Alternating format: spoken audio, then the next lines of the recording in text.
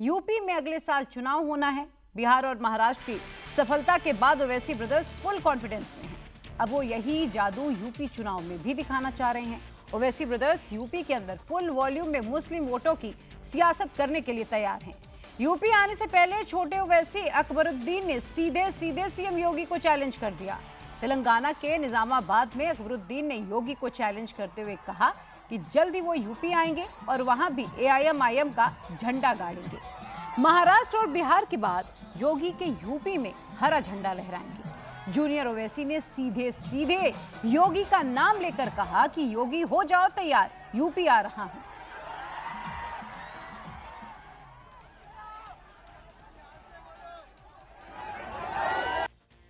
मैं लोंडो पट्टों की बात नहीं करता हूं, मैं इनकी बाप की बात कर रहा हूं। लोंडो के बाप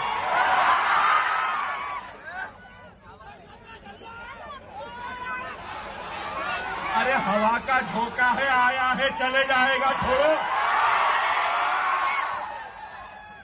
ना लीपने का ना थोपने का, क्या है शुभ वक्त खराब। देखा वक्त खराब नहीं हुआ, अभी योगी बाकी था।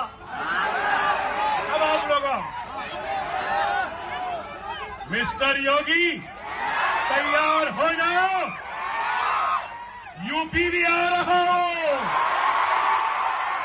चलेंगे यूपी, चलेंगे, चलो अब इसके बाद में यूपी चलते हैं और यूपी में अपनी ताकत अपने झंडे को गाड़ते हैं और सब झंडे को वहां भी लहराएंगे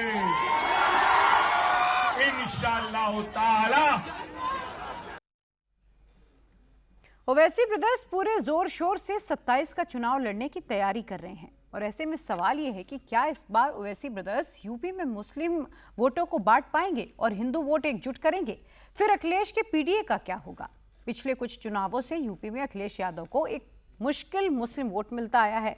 यूपी में मुसलमानों की 19% आबादी है। 2022 के विधानसभा चुनाव में सपा को 79% मुस्लिम वोट मिले।